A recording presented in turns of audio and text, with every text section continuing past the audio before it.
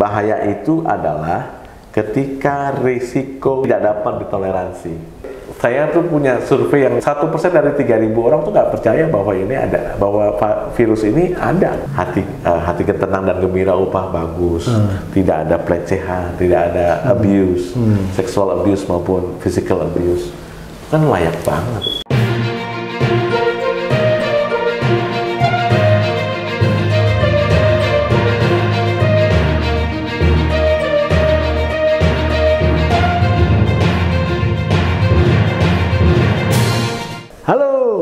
Salam sehat. Gimana kabar lu hari ini? Jangan lupa untuk tetap menjaga jarak dan mematuhi protokol kesehatan. Senang jumpa lagi dengan gua Andre Prianto di channel Press Room TV. Masih seputar dunia safety and security. Nah, di episode kelima kali ini, udah nggak kerasa nih ya, kita udah memasuki episode kelima. Kita akan membahas tentang budaya dan ketahanan sistem manajemen keselamatan dan kesehatan kerja atau K3.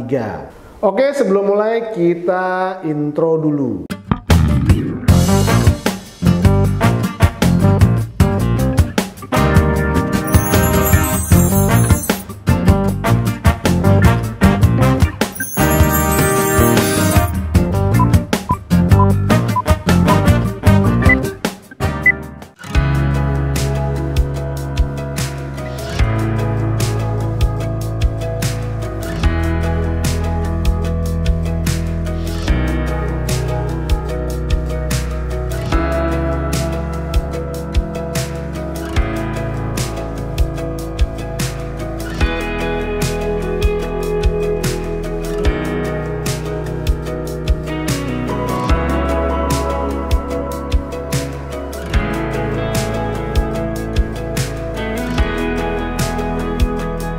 Tahun lalu ada lebih dari 2.000 pekerja di sektor migas yang terpapar virus corona, dan sekarang memasuki tahun 2022 ada ancaman virus baru, virus Omicron ya namanya. Dan padahal rencananya pemerintah ingin membuka tempat kerja. Nah, dengan adanya virus ini mungkin niat itu akan diurungkan lagi.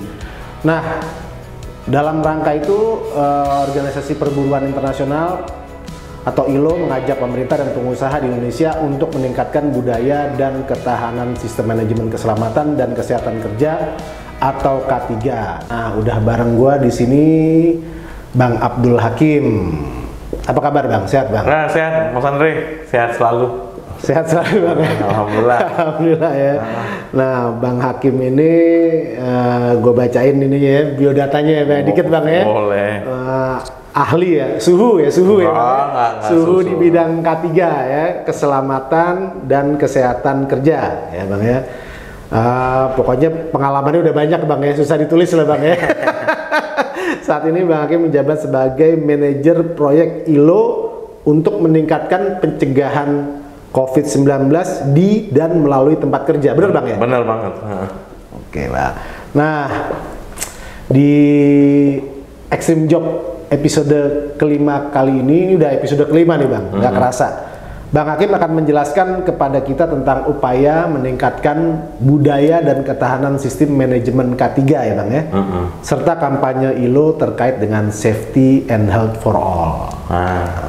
Gitu Bang. Nah, ini pertanyaannya menarik nih karena gimana Bang? Karena gini, budaya K3 itu ya, budaya K3 itu pada dasarnya adalah hal yang baru disepakati oleh masyarakat global tahun 2007-2008 kayak gitu. Waktu itu ada konvensi 155, konvensi kita di konvensi terkait dengan keselamatan dan kesehatan kerja. Jika dulu tuh masyarakat dunia dalam hal ini lewat ILO gitu ya, selalu memunculkan konvensi-konvensi yang terkait dengan materi sama sektor. Tapi tahun itu sejak konvensi 155, orang mulai berpikir kayaknya kecelakaan tetap tinggi, upaya pencegahan sudah ada dan lain sebagainya. Nah, sebelum tahun itu, maka 10 tahun sebelum 2007-2008 itu masyarakat dunia, terutama para ahli K3 dan juga tripartit, pemerintah, serikat pekerja, serikat buruh, dan pengusaha itu mikir kayaknya ada sesuatu yang salah. Maka mereka kemudian menemukan bahwa ini penting untuk memunculkan budaya. Budaya itu kan sesuatu yang terinternalisasi, sesuatu yang mampu untuk memberi dorongan secara lahiriah maupun batiniah supaya upaya untuk mencegah kecelakaan kerja dan penyakit akibat kerja itu ada. Nah, konvensi 155 itu menjadi satu dari 3 konvensi inti ILO dalam konteks K3 ya, bagaimana meningkatkan budaya K3 itu. Jadi ada 3 konvensi inti dalam konteks K3 di ILO. Pertama, konvensi 155 tentang K3-nya, kita belum ratifikasi.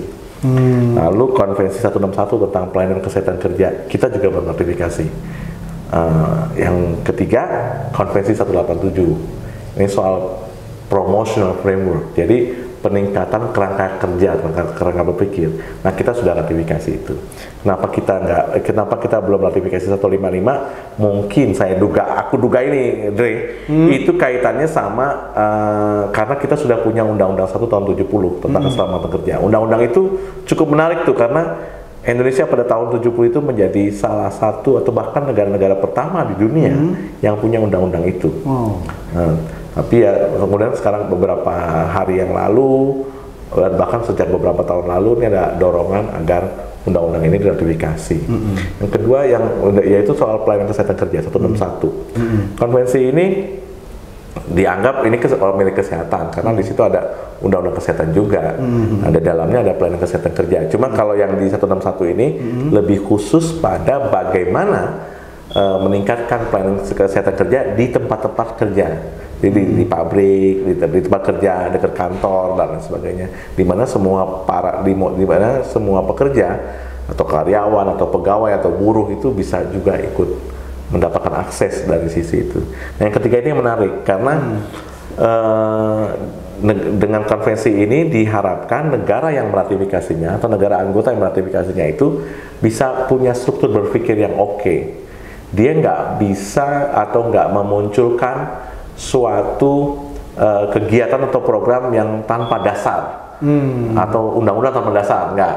Jadi dengan konvensi ini negara yang meratifikasi atau negara anggota yang meratifikasi itu sudah berkomitmen bahwa untuk membuat program K3 itu, untuk membangun budaya K3 itu harus melalui step by step, harus melalui sejumlah tahap. Pertama apa? Pertama, negara yang meratifikasi itu sudah berkomitmen harus mengetahui profil tentang keselamatan dan kesehatan kerja di tingkat nasional. Jadi mereka harus tahu tuh daerah apa namanya, berapa kecelakaan kerjanya, berapa jumlah pengawasnya, berapa kelompok-kelompok kayak Mas Andre dan Mas Yura gitu ada, lalu berapa perusahaan yang seperti yang Pak Surya punya ini, Mas Surya punya ini berapa, dan sebagainya itu berapa ahli K3, berapa mereka yang ikut Jamsos, ikut BPJS dan sebagainya, mereka harus punya tuh. Saya sebut BPJS karena BPJS yang memiliki ke program untuk klaim kecelakaan kerja. Jadi saya boleh sebut khusus. Boleh. Setelah profil, mereka harus negara-negara anggota yang ratifikasi sudah berkomitmen untuk bikin yang namanya sistem manajemen K3. Tadi profil kita udah punya nih, Indonesia nih. Indonesia udah punya yang kedua. Yang pertama tahun 2008. Cuma bedanya waktu itu profil itu dibikin oleh sekelompok orang. Tapi kalau yang profil yang tahun 2018 itu dibikin oleh bareng-bareng, oleh tripartit.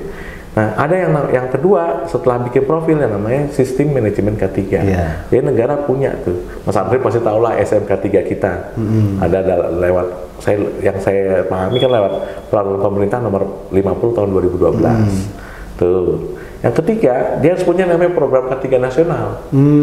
Kita yang saya tahu juga dan ILO, saya waktu itu ikut terlibat waktu di proyek sebelum sekarang, itu terlibat mendampingi dan memfasilitasi sejumlah pertemuan, diskusi, lokakarya, dan juga untuk pengisian, untuk perumusan program K3 nasional itu. Itu ada tuh, nggak cuma pemerintah yang bikin, tapi juga ada serikat pekerja, serikat buruh yang terlibat, lalu juga pasti pengusaha. Di samping tiga kelompok itu juga ada kelompok yang mahasiswa, perguruan tinggi, media, dan bahkan anak-anak muda ikut. Saya nggak tahu kenapa sampai saat ini itu belum ditandatangani oleh Pak Presiden. Nah, setidaknya itu. Jadi upaya itu mengembangkan budaya dan sistem manajemen K3 on paper kita udah kuat.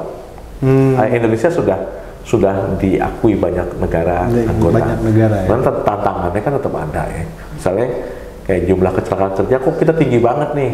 Merujuk pada data klaim di BPJS Ketenagakerjaan. Tapi pertanyaannya kan menjadi pertanyaan, apakah data di BPJS itu menandakan pertama kecelakaan kerja yang tinggi, atau apakah bisa ditafsirkan bahwa ada ada peningkatan budaya, ada peningkatan pengetahuan untuk berani mengklaim bahwa saya kemarin kecelakaan kerja. Nah, itu yang menurut hemat saya bisa didiskusikan. Cuma menurut hemat kalau ILO bilang penting untuk mengetahui kecelakaan kerja, penting. Apakah tinggi atau rendah itu perlu didiskusikan bagaimana cara menurunkannya dan lain sebagainya. Kira-kira gitu Mas. Tadi kan dibilang meningkatkan. Sampai minum boleh. Silakan.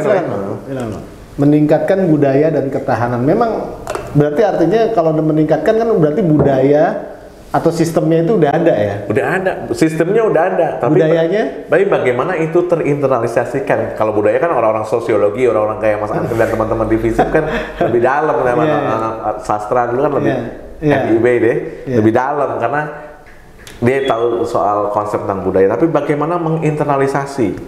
Contoh kan kayak gini, Mas Andre. Dan dalam banyak hal tuh kecelakaan lalu lintas coba. Kalau di dalam sejumlah teori dan termasuk juga ILO pegang ada itu namanya traffic incident itu adalah bagian dari K3. Kenapa? Karena jalan raya bagi sebagian orang adalah tempat kerja. Tapi jalan raya dan di situ satu sisi, di sisi lain jalan raya juga adalah bagian ataupun tahap di mana orang mencapai tempat kerja. Jadi itu kan rawan K3, rawan kecelakaan. Nah, kalau pada saat kita berkendara, kita punya budaya lalu lintas yang baik, maka pada dasarnya itu juga budaya meningkatkan budaya K3. Kalau kita naik motor pakai, kita sudah siap dengan alat pelindung diri, helm, masker dan sebagainya, dan tidak melawan arus.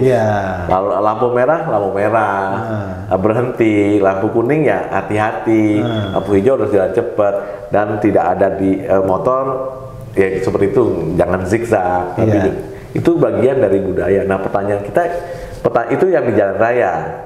Jadi Mas Andre bisa lihatlah apakah itu sudah terinternalisasi atau belum. Tapi tantangannya kan setiap tahun tuh polisi ngadain, kecuali di masa pandemi ya, 2020 itu saya kemarin nggak ngeliat tuh ada award untuk safety rider tuh. Safety driving tahun 2021 juga enggak.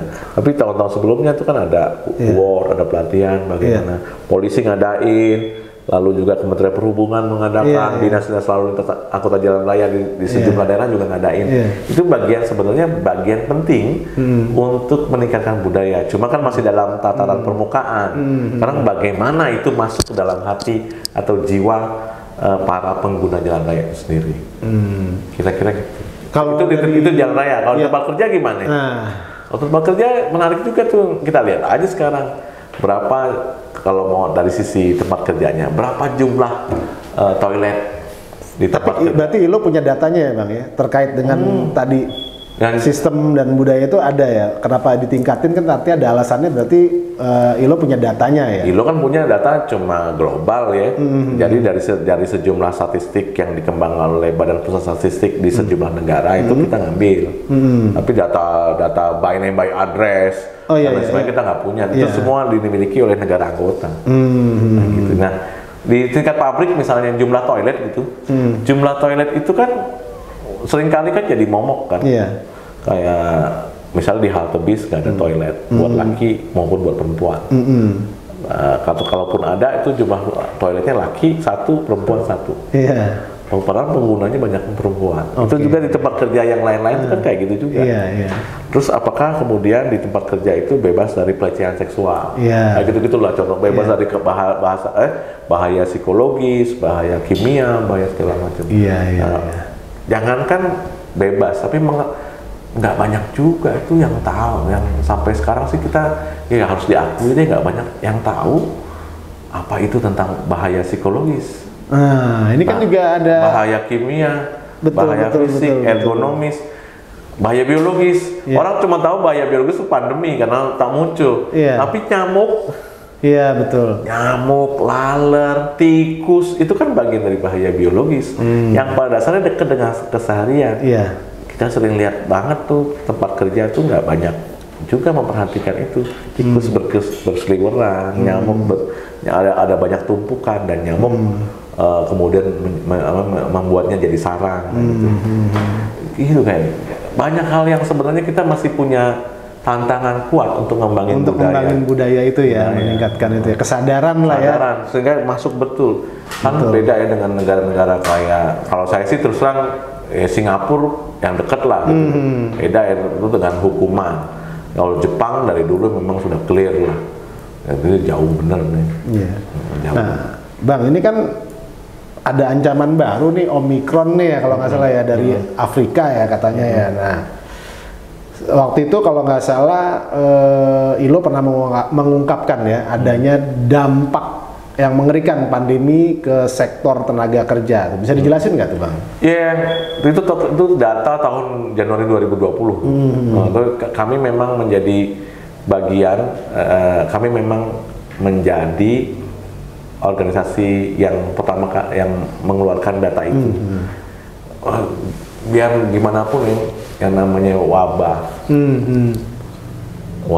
apalagi pandemi, endemi, wabah atau endemi pandemi itu pasti akan mengerikan. Jadi kita pernah tahu ada wabah flu burung.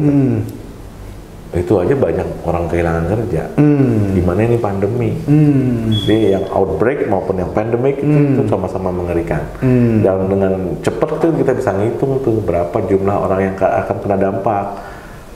Berapa bisnis yang akan kena dampak, berapa jumlah orang pekerja yang kena dampak, berapa persen pertumbuhan ekonomi akan turun, berapa persen pertumbuhan ekonomi akan tidak tumbuh gitu ya, atau bahkan turun, inflasi akan tinggi, itu bisa kelihatan.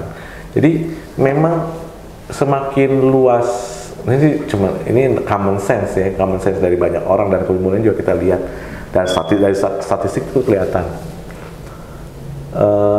semakin luas cakupan wilayah wabah atau pandemi, atau bahkan kalau pandemi kan semuanya, maka ya sudah semakin tinggi kerugian yang akan diderita. Karenanya kalau tadi Mas Andre bilang ILO mendorong pemerintah itu untuk mengembangkan keberlanjutan usaha dan perlindungan pekerja, itu memang salah satu hal yang kita mendorong. Jangan sampai kemudian pandemi ini cuma diatasi ataupun untuk mengurangi dampak negatif dari pandemi ini supaya lebih rendah dari 2,78, maka tetap kita pengusaha, pekerja dan buruh dan juga pemerintah harus bahu-membahu supaya usaha tetap jalan, usaha tetap jalan, bisnis tetap jalan, dan pekerja tetap terlindungi. Caranya gimana? Ya udah, harus harus mengembangkan budaya dan sistem manajemen K3 tadi. Kalau dalam kacamata ILO, kayak gitu. Nah, kalau masih kaitan dengan tadi, Bang, apa sih sebenarnya persoalan utama ketenaga kerjaan ya? Kalau kita ngomong di kawasan lah, baik Asia, dalam konteks K3, global dan Indonesia ya. Dalam konteks K3 dan di Indonesia sendiri terutama. Tapi dalam konteks K3 saya mau bahasin ya. Iya betul.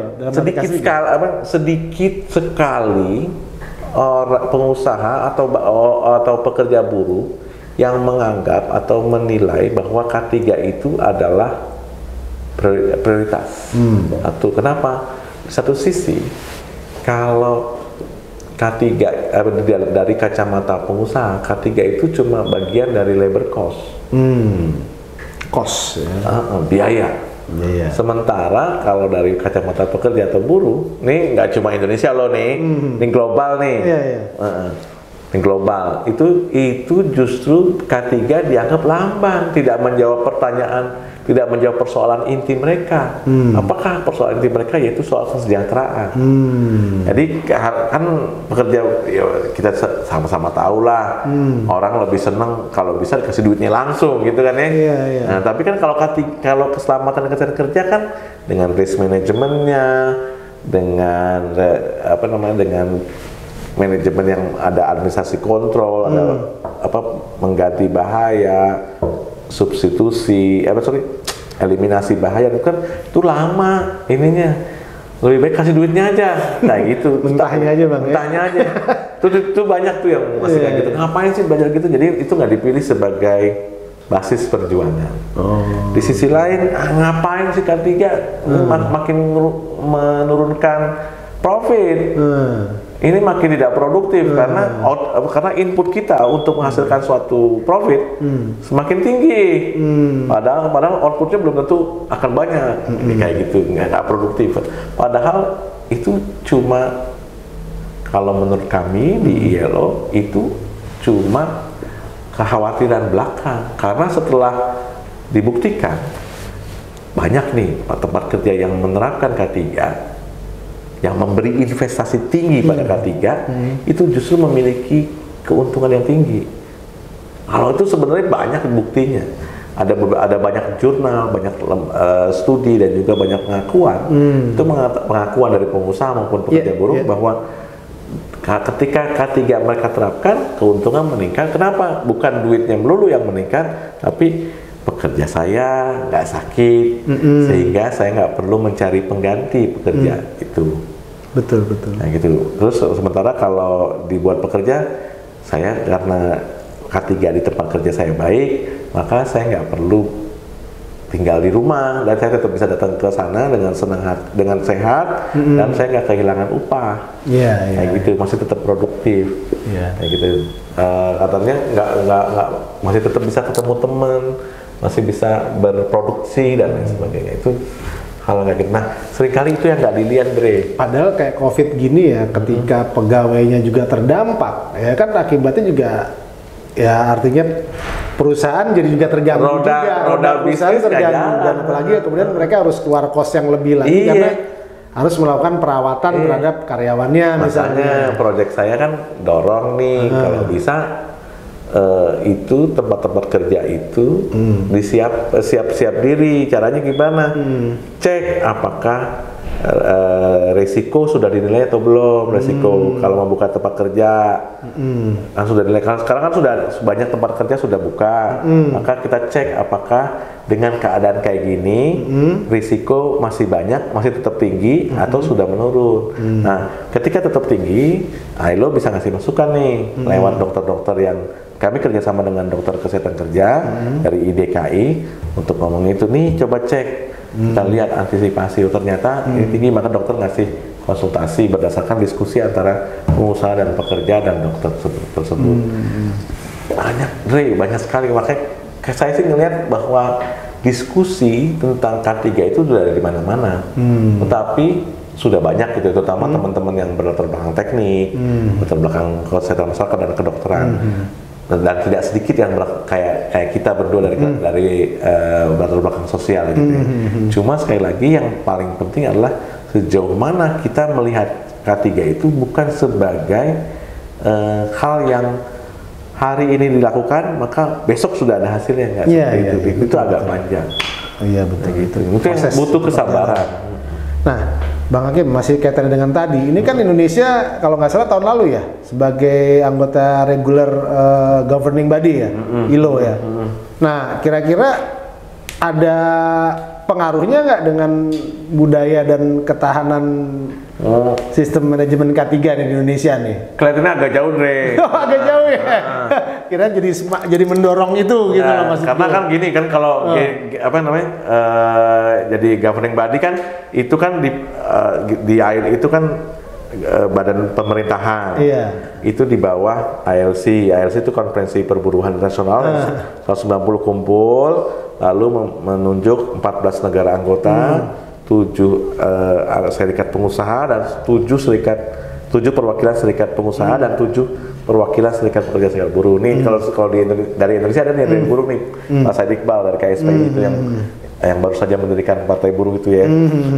Nah, ini lebih memberi arahan, arahan apa? Dia menerjemahkan dari hasil-hasil konferensi untuk kemudian diarahkan, diterjemahkan menjadi sesuatu yang lebih baik dan sesuatu yang lebih ke bumi, mendarat gitu, dan meminta kepada kantor ILO yang eksekutif nih untuk menerapkan hal tersebut. Saya ada di kantor, bukan di governing body. Tapi pertanyaannya kan tadi pertanyaan Mas Andri, apakah ada kaitannya? Kaitan.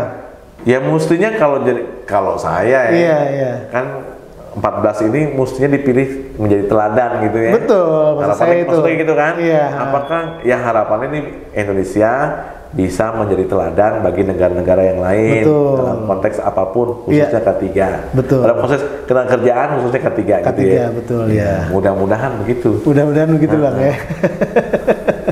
Oke Bang, nah lanjut lagi Bang. Nah, apa sih yang perlu dilakukan pemerintah dan pengusaha untuk menjaga ya tadi kesehatan jasmani maupun mental supaya pekerja tuh produktif terus gitu, atau produktivitasnya meningkat gitu, dan usaha berlanjut gitu di masa pandemi? Karena kan tadi nih ada Omicron tiba-tiba muncul lagi, dan kalau nggak salah katanya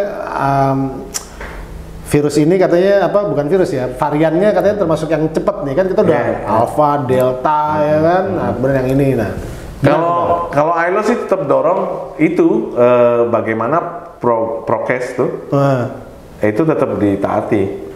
Prokes itu ditaati baik, lalu ditingkatkan. Misalnya tadi dalam konteks ketiga, risiko menilai risiko itu menjadi salah satu cara tahap awal untuk meningkatkan kualitas dari pencegahan penularan tadi. Jadi ketika kita sudah divaksin, pakai prokes, vaksin plus 3M, lalu juga kita tetap menggunakan tata cara untuk menerapkan atau mencegah penularan penyakit atau penularan virus, itu maka akan sangat dilakukan. Nah, akan sangat dianjurkan. Indonesia sebenarnya punya materi banyak tuh, udah punya, baik yang dikelola oleh Kemnaker maupun Kemkes, dan sejumlah kementerian punya terkait dengan bidang-bidang yang masing-masing. Nah, dalam konteks kerjaan mereka punya yang disebut dengan pedoman pencegahan pencegahan penularan COVID. Nah, lakukan aja itu. Kalau itu dilakukan dengan baik dan kemudian diperiksa tentu saja oleh pemerintah oleh para pengawas dan juga kemudian ditaati oleh pengusaha dan pekerja, hemat saya kita akan tetap bertahan baik, karena langkah pencegahan itu pasti untuk keberlanjutan bisnis dan perlindungan pekerja. Kan kalau SDM-nya sakit gimana? Mau produktif ya kan nggak bisa, dan malah jadi beban kan akhirnya. Yang tadinya semula dianggap jadi cost, padahal sebenarnya menguntungkan. Bener banget, gitu. Jadi, Bang pada dasarnya. Cuman kan di atas kertas memang kita biasa bagus Bang. Di atas kertas sih. Seluruh negara begitu. Tapi ada banyak negara yang benar-benar nggak cuma di atas kertas. Oh iya. Cuma dia tadi seperti kita obrolin di depan, bagaimana kita tuh tantangannya adalah menginternalisasi, meresapi, jadiin nilai. Jadi kalau saya nih diajarkan, kalau mau menjadikan budaya itu pertama kita harus bertindak dulu. Bertindak dari hati dulu. Dari kepala, tangan, hati itu tangan. Tapi sesudah itu apakah enggak jadiin kebiasaan? Betul. Jadi kebiasaan. Nah, kebiasaan itu yang sebenarnya bisa bertahun-tahun dan lama. Praktis. Kalau bahasanya kalau kita dulu kuliah tuh ada habitus gitu ya. Baudrillard itu bilangnya habitus. Habit. Jadi habitus itu udah ke dalam nih, hatinya udah punya dan lain sebagainya. Nah sesudah itu baru bisa jadi karakter. Iya. Nah tantangan kita adalah tindakan kita ini yang sekarang ini terjadi pada pandemi, apakah memang tindakan yang akan menjadi habitus? Kita nggak tahu. Contoh aja nih, mohon maaf nih, berapa banyak orang yang merasa nyaman tanpa helm? Itu kan habit, itu kan jadi karakter akhirnya, karakter menggampangkan. Apakah kita bisa bertahan dengan karakter itu dalam menghadapi pandemi? Saya nggak yakin. Justru malah mestinya dengan adanya pandemi ini jadi mempercepat ya, orang yang tadinya nggak punya kebiasaan, akhirnya menjadikannya sebagai kebiasaan, jadi kebiasaan, dan ujung-ujungnya punya karakter bahwa ini penyakit, ini bahaya, ini bahaya biologis yang tidak hanya mengganggu kehidupan kerja, tapi juga mengganggu kehidupan secara umum. Apakah ada atau enggak? Itu yang menurut hemat saya kita masih punya PR. Tapi kan emang iya bang, dengan adanya pandemi ini menurut gue jadi kayak dipaksa kan. Kita kan biasa tuh datang dari mana-mana nggak cuci tangan langsung makan gitu kan. Tapi kemudian berapa banyak yang itu? Sekarang kita sama-sama tahu lah berapa banyak yang nggak mau divaksin. Iya betul. Jangankan gitu ya, saya tuh punya survei yang dalam research service tuh. Itu 1% masih 1% dari 3.000 orang tuh nggak percaya bahwa ini ada, bahwa virus ini ada. Itu lebih ngeri lagi bang ya. Ada yang kemudian nggak mau vaksin, nggak mau apa ya. Kalau vaksin kan di Eropa juga kan nggak dipaksa ya, itu hak asasi ya. Kalau di sini dipaksa, apakah itu kan mengubah nggak? Kalau di sini kan diwajibkan. Memang ada yang dipaksakan seperti itu. Tapi menurut hemat saya ini juga terjadi di Eropa. Ada rekayasa. Nah ternyata rekayasa yang paling banyak itu rekayasa kalau masuk mall nggak punya kartu vaksin, nggak bisa ngisi peduli lindungi, lalu nggak bisa masuk mall. Ternyata itu yang kemudian memicu. Berarti habitus ke mall kita yang kemudian kuat ketimbang habitus kesadaran untuk bebas dari vaksin. Bebas dari virus. Betul bang. Nah itu menarik tuh. Menarik ya. Artinya, tapi apakah itu ada dalam masyarakat pedesaan juga? Kita belum tahu juga. Kita perlu dicek. Kita perlu ngecek. Cuma dugaan sementara adalah bahwa ternyata penggunaan peduli lindungi pada beberapa lokasi, khususnya mall, bioskop dan sebagainya, cukup berpengaruh signifikan terhadap peningkatan jumlah vaksin, pemberian vaksin. Dan itu contoh baik, positif ya bang ya. Positif, boleh lah yang ini. Tapi cuma itu juga berlaku di Eropa dan lain sebagainya. Artinya sama aja ya, bukan cuma di Indonesia ya, culture itu ya. Kalau di Eropa kan lebih ini, kalau di ILO kan tidak mendorong setiap tempat kerja itu mewajibkan vaksin. Karena itu hak asasi. Ada sesuatu dari tubuh dimasukkan ke dalam, sesuatu dari luar tubuh dimasukkan ke dalam tubuh. Nah gitu tuh, jadi kami tetap berpegang juga pada itu. Karenanya sekarang silakan Anda boleh tidak vaksin, tapi Anda juga akan terbatasi. Pilihan di kita ya. Pilihan di Anda. Mau terbatas atau kita mau yang. Nah, rekayasa kayak gitu yang sebenarnya juga sebenarnya menurut saya penting untuk diulangi di beberapa konsep sehingga habitus kebiasaan untuk berpikir jernih, bertindak aman dan sehat, menghargai keselamatan dan kesehatan kerja itu perlu dilakukan sehingga menjadi kebiasaan yang menjadi karakter. Jadi karakter ya. Dan di situ mulai jadi budaya. Apakah kita sudah sampai situ? Wallahu a'lam. Kita sama-sama tahu. Betul bang. Nah ini pertanyaan terakhir di sesi. Silakan mas. Ini pertanyaan terakhir di sesi 1 nih. Nah ini gue mau bacain bang ya, data dari ILO terbaru katanya bilang ada 2,78 juta pekerja yang tewas setiap tahun akibat kecelakaan bekerja atau terkena penyakit ya, baik akibat pekerjaannya maupun di lingkungan tempatnya bekerja. Dan sebanyak 374 juta pekerja cedera akibat kecelakaan. Nah, di sini kan ILO kan sedang meluncurkan kampanye safety and health for all nih bang. Nah, bisa dijelaskan nggak nih bang? Pada dasarnya angka ini kami selalu mengeluarkan angka ini pada global report. Ada juga laporan tahunan. Dan angka-angka ini kan diambil dari laporan sejumlah laporan dari negara-negara anggota, kayak gitu.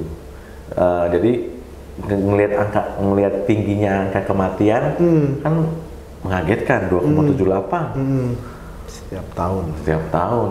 Artinya jangan berat berpikir satu meninggal aja kan kita harus sedih ya. Ada kehidupan hilang gitu.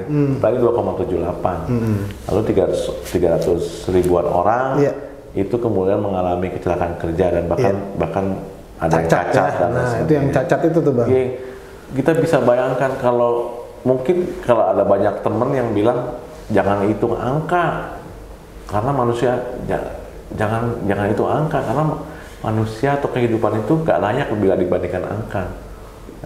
Itu satu. Tapi di sisi lain kita harus kasih tahu bahwa 2,78 itu bukan jumlah yang sedikit. Satu aja banyak, apalagi 2,78 juta. Nah dari sisi itu, ILO kemudian mengembangin nih. Karena secara ekonomi nih, satu kali nyaris celaka, satu kali kematian itu sama dengan 600 kali nyaris celaka. 600 atau 6.000 gitu, saya lupa. Tapi kayak gitu. Kira-kira gitu ya. Nyaris celaka aja kayak misalnya kita kepleset gitu kan mestinya kita jalan dari sini sudah dalam 2 detik, 3 detik sudah sampai sana, tapi kita kepleset, kan waktunya hilang. Berapa kemudian waktu yang terbuang? Satu. Kedua, berapa kemudian uang yang hilang? Tapi lepas dari itu, berapa kemudian perasaan yang hilang? Kegalauan, kekhawatiran yang kemudian muncul. Kan kegalauan, kekhawatiran, ketakutan yang muncul kan nggak ternilai, nggak bisa dinilai pakai duit. Ketika orang galau, ketika orang khawatir, ketika orang ketakutan, nggak bisa produksi, nggak bisa hidup.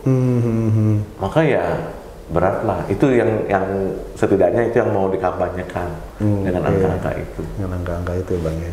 Kaitannya dengan healthy and safety and health. Kan sama sebenarnya misalnya gini ya.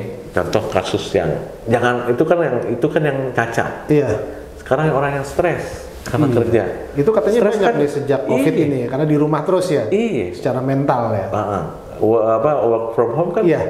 Itu kan meningkatkan jumlah orang stres. Mental health-nya itu tinggi banget. Itu kan berat. Iya. Kita ngalamin sih Bang, karena kan kita biasa kalau kantoran ya kan, habis itu kita makan siang bisa keluar dulu, ngerokok, dan lain sebagainya. Balik kantor, terus kita pulang sampai rumah, ya istirahat kan. Tapi kan ketika di rumah yang saya rasain adalah sekarang ini ketika kerja dari rumah kan kita kan ibaratnya udah nggak bisa bedain lagi nih antara jam kerja dan kadang sampai malam kita juga masih kerja loh. Gitu kan. Work from home itu berat loh. Jadi dalam konteks ini cerita aja ya. Ini cerita tapi kaitannya sama ILO nih. Kalau sebelum pandemi kita mengenal istilah home workers. Jadi mereka yang kerja di rumah. Mereka kerja di rumah itu nyuci di situ ya kayak kita sekarang WFH dah. Iya betul. Tapi makan di situ dan sebagainya. Nggak ada kehidupan lain ya. Apalagi yang perempuan ya, yang ibu rumah tangga kan harus ngurus kerja juga, masak juga, ngurus anak juga. Itu kan kelas menengah ya. Yang ngurus rumah. Ini ngomong gendernya dulu, tapi ngomong yang ini dulu, yang dari kelas menengah dulu. Misalnya dari kelas sosial dulu. Kita kelas tengah nih kita dari, ya. Datang ke rumah aja, kerja di rumah tuh nggak enak banget. Pertama. Yang kedua, alat-alat kerja kita nggak enak, kursi kita nggak cocok, tempat merokoknya di mana-mana, gitu ya kalau yang bagian ngerokok, minum nggak dilayanin, kayak gitu. Atau kalau ngelayanin sendiri jauh tempatnya, nggak tersedia banyak, mau nulis papan tulis nggak ada, mau diskusi harus Zoom dulu ataupun pokoknya harus online dulu. Menatap terus kan layar PC atau laptop ya. Terus belum lagi menghadapi sinar sinar, saya lupa namanya, infra atau merah atau ultraviolet kayak gitu, infra yang dari laptop. Wah, di rumah, karena kalau di kantor mungkin beda situasinya, karena kantor kan memang ditata untuk menghadapi hal tersebut. Banyak kantor yang ditata, itu yang kelas menengah. Nah, bagaimana yang kelas bawah? Nah, gimana? Yang kelas bawah, kalau dulu sebelum pandemi mungkin kerjanya di situ. Kerjanya di rumah, memang bikin kue di tempat di TV sambil nonton TV, nonton sinetron ya.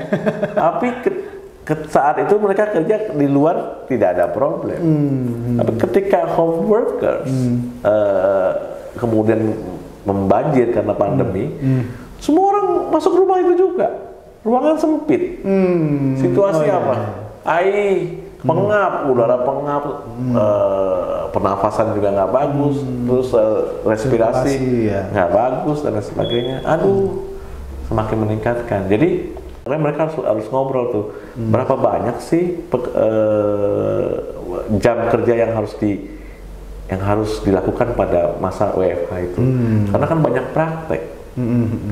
Mestinya cuma 8 jam dari jam dari jam 8 sampai jam 5 gitu.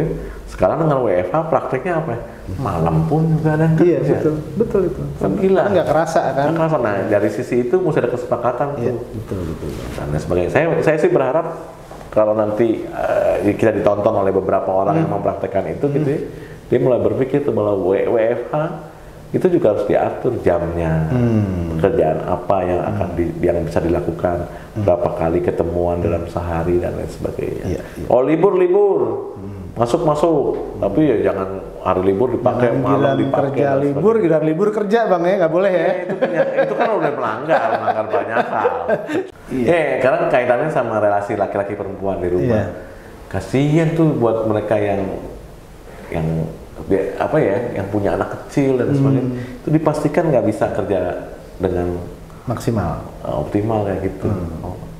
Pasti anak kan PJJ. Kalaupun katakanlah belum sekolah gitu, relasi laki-laki perempuan tuh dalam WFH juga kemudian juga perlu untuk dilihat tuh. Tapi gue pernah baca atau penelitian dari mana, gue lupa ya. Intinya adalah dengan adanya kondisi gini WFH ini, ya banyak juga yang laki-laki yang pada akhirnya kemudian yang biasanya tidak pernah mengerjakan pekerjaan rumah tangga, membantu istrinya melakukan pekerjaan domestik.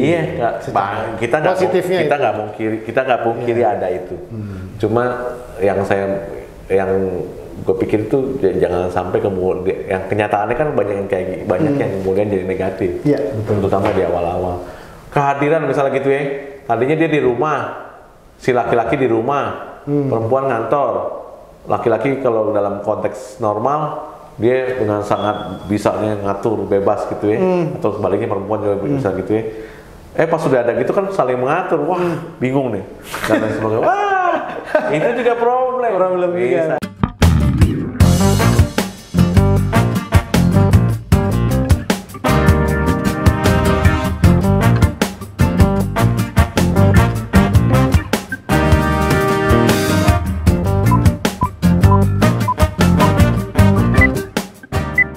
Kita lanjut ke sesi berikutnya tentang lebih detail ya bang, tentang backgroundnya bang Hakim ya, biar kita makin yakin dengan apa yang beliau sampaikan ya. Nah, Hakim bisa diceritain nggak awalnya terjun ke sektor perburuan ya, dan kemudian ke K3. Saya basisnya ini Mas Andre.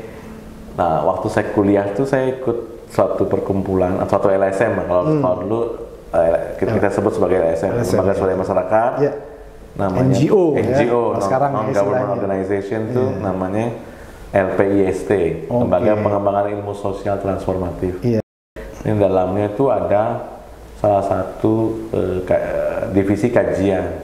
Saya sering mendengar kajian-kajian itu, hasil kajian itu pedesaan, perkotaan dan sebagainya. Salah satu isunya ketenagakerjaan. Saya tertarik itu karena ternyata memang isu ini tua banget ya. Tua banget. Isu K3 ini bang ya? Isu perburuan. Perburuan ya. Nah gitu. Tapi waktu itu tantangannya memang soal ngelihat bagaimana soal penegakan hak. banyak banyak diskusi dan kemudian sudah banyak orang juga ngomongin itu. Saya melihat ada satu isu yang notabene belakangan ya. Saya tahu ketika masuk ILO tuh ngelihat bahwa ini ada satu isu nih yang bisa jadi yang bisa menjadi agenda universal, di mana pengusaha sama buruh itu pekerja buruh itu bisa sama-sama punya bahasa yang sama. Itu yang disebut dengan K3. Maka saya ngelihat bahwa penting untuk mempelajari K3. Kayak waktu itu saya pahami awal juga cuma itu masker, sarung tangan kayak gitu doang. Ternyata setelah saya dalami, sebelum masuk ILO nih, setelah saya dalami, ternyata gede, luas banget cakupannya. Nah, pada tahun-tahun itu juga saya kan dalami isu pekerja anak atau buruh anak, perburuhan anak. Di situ isu K3-nya gede banget. Jadi jangankan ngomong soal hak-hak upah, hak-hak yang dasar gitu ya, upah dan sebagainya. Situasi kerjanya nggak enak.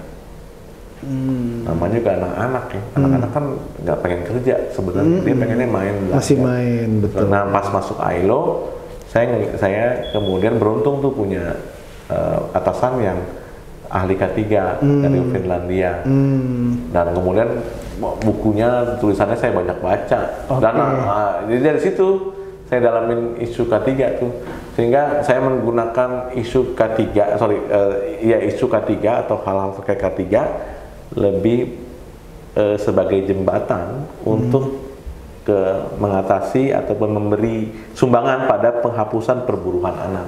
Nah, itu Dre. Siap Bang Hakim, sebagai orang yang tadi kan Bang Hakim udah sebut nih kan, perburuan ini kan udah sejarahnya udah udah lama Bang ya? Lama sekali ya. Nah Bang Hakim kan zaman budak kan? Iya, zaman perbudakan dan menekuni lagunya Bob Marley ya. Gitu ya. Nah, apa sih sebenarnya Bang Hakim persoalan utama di dunia perburuhan ini? Kerja layak. Oke. Kalau itu saya jelas deh, bukan karena saya orang ILO ya. Iya, betul. Tapi karena memang tantangan utamanya itu kerja layak. Gimana kita sampai saat ini ya, dari dulu sampai sekarang iya. Ya. Oke. Lo dibayar, lo kerja enak, suasana hati tenang, upah bagus, hati tenang dan gembira, upah bagus, tidak ada pelecehan, tidak ada abuse, sexual abuse maupun physical abuse, kan layak banget. Tapi kan di dunia nggak ada yang ideal Bang. Nah, setuju banget. Tapi justru kerja layak itu tantangan utama kita. Ada banyak contoh kok. Oh iya. Ada banyak contoh tempat kerja yang benar-benar layak. Contohnya, saya nggak mau nyebut perusahaan ya, tapi ada tempat kerja yang dia mampu mengembangkan pekerjanya. Dia mampu mengembangkan pekerjaannya dan mendorong agar mereka tidak melulu jadi pekerja atau buruh, tapi mendorong kemampuan kreativitas, entrepreneurship, kemampuan komunikasi dan lain sebagainya. Ya semua memang yang satu spesialis A, spesialis B dan sebagainya. Tapi perusahaan itu ngembangin, dan pekerja buruhnya itu juga kemudian sadar bahwa dia sedang ada dalam posisi dan menggunakan cara itu. Kerja yang layak itu pada dasarnya bukan melulu didasari oleh ketersediaan pemenuhan hak. Nggak selalu didasari juga dengan uang. Enggak.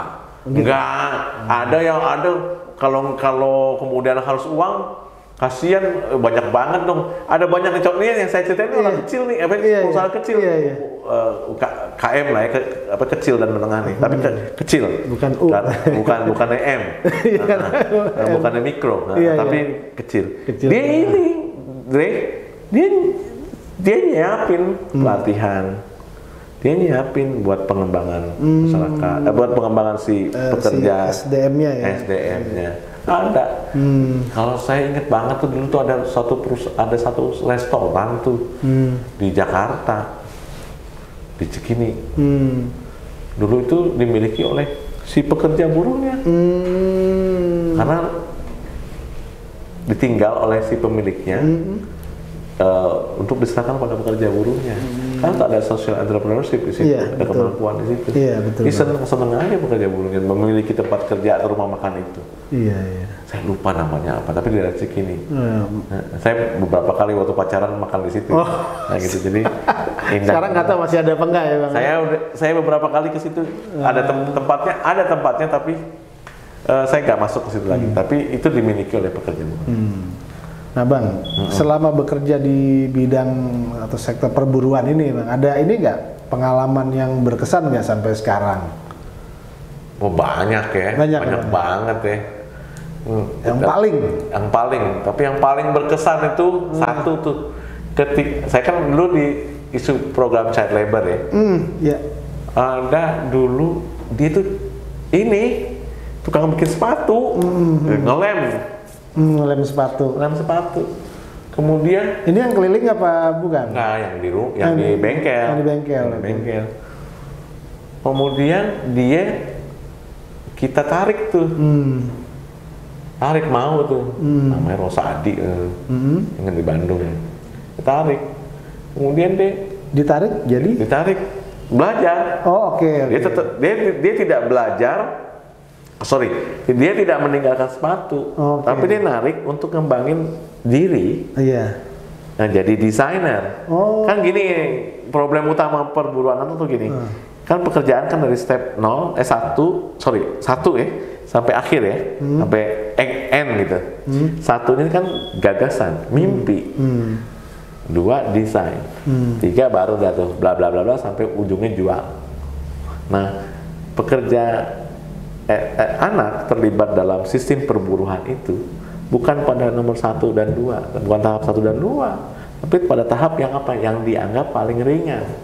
Yang dianggap paling ringan dalam banyak sektor itu justru yang paling bahaya. Yang paling ringan itu justru yang paling bahaya. Iya, kalau di banyak sektor ya. Iya. Banyak sektor.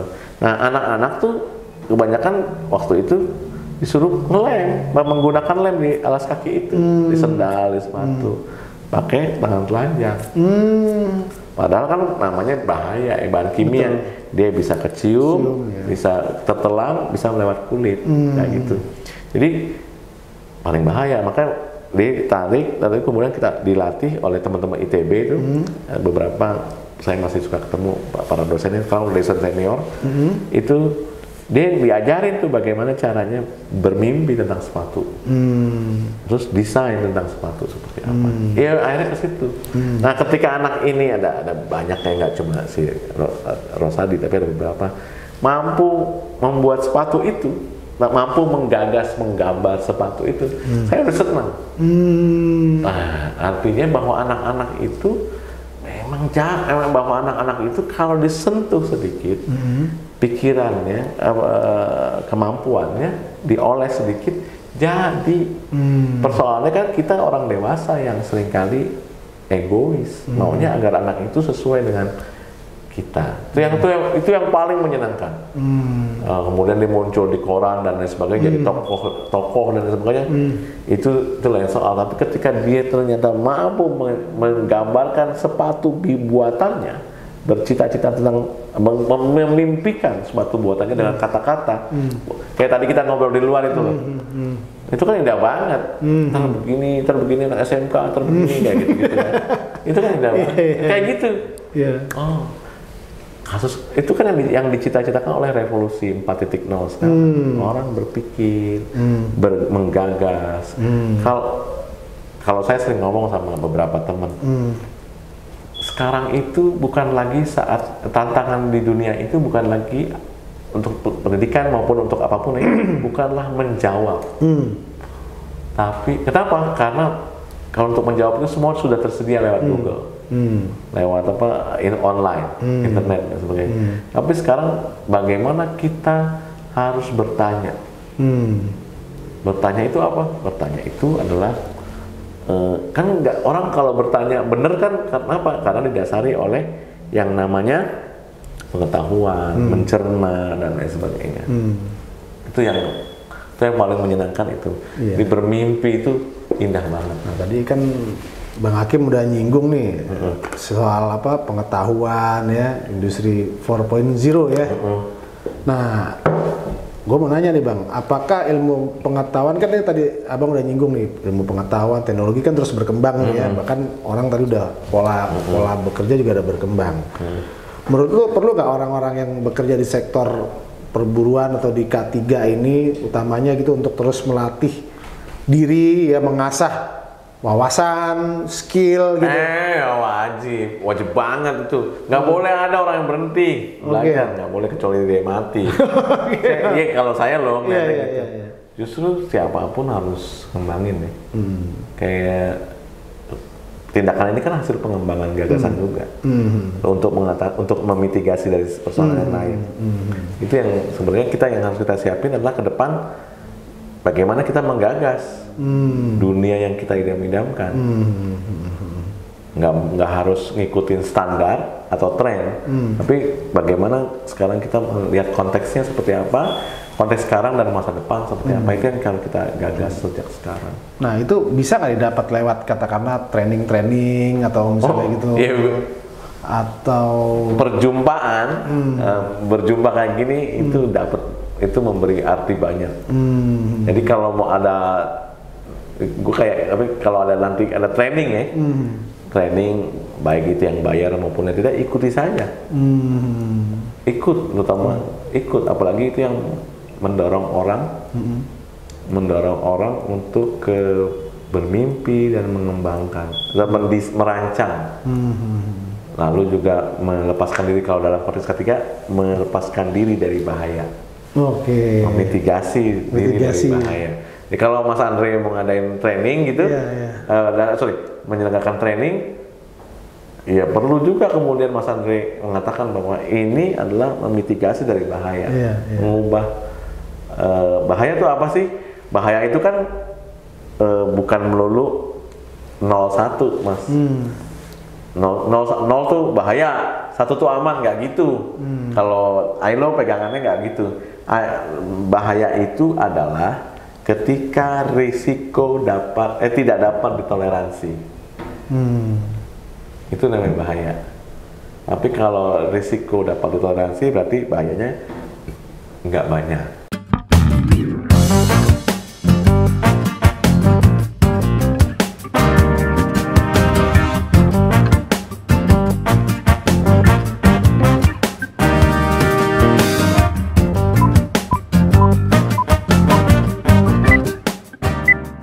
Oke Fred, masih bareng gue Andre Prianto dan tamu gue Bang Hakim, ahli di bidang K3. Nah, gue mau ngebahas nih Bang, K3 tapi dalam kehidupan sehari-hari nih, yang masyarakat umum juga bisa mempraktekkan lah ya. Nah, karena kan ya itu tadi tujuannya dari K3 adalah kan untuk mencegah terjadi kecelakaan atau sakit akibat kerja. Kan artinya kan ini masalah kedisiplinan juga kan. Kan tadi kita udah ngebahas tentang di rumah, ya di jalan motor, di rumah juga bagaimana kita mengatur waktu. Nah, selama pandemi ini Bang Hakim kan ini banyak orang yang di depan komputer terus ya gitu kan, atau nah kira-kira gimana tuh Bang? Apa yang harus kita terapkan dalam kehidupan sehari-hari kita untuk ya terutama yang mengacu pada standar K3 ya. Gitu. Banyak sih kalau kerjanya di depan komputer mulu itu kan ada aturannya tuh, progresnya tuh. 20 menit jangan kelamaan, alihkan ke tempat lain sejauh-jauhnya. Jadi jangan melulu ngadepin layar monitor kayak gitu. Tapi yang pasti tuh kalau dalam konteks pandemi sekarang jauh 3M atau 5M itu penting banget. Itu dasar banget karena itu mencegah bahaya biologis masuk dan bahaya-bahaya lainnya pasti kan. Itu sesederhana itu sih kita ngelihatnya. Untuk kehidupan sehari-hari Bang. Untuk sehari-hari. Kalau di rumah apakah ada K3 gitu ya? Wah itu menarik tuh. Kalau di rumah kan, kalau konsep K3 selalu ada antara hazards ya, hazards bahaya. Bagaimana sekarang kita jangan terus-menerus mendekati hazards itu. Kalau ada teori itu, yang namanya risiko itu adalah kuantitas dikali keparahan. Itu. Jadi Kalau semakin sering lu naik tangga, gitu ya, maka ya risikonya makin tinggi. Bukannya malah kalau kebiasaan jadi nggak risikonya kurang, kan udah Ya biasa. nggak ada hubungan, nggak ada.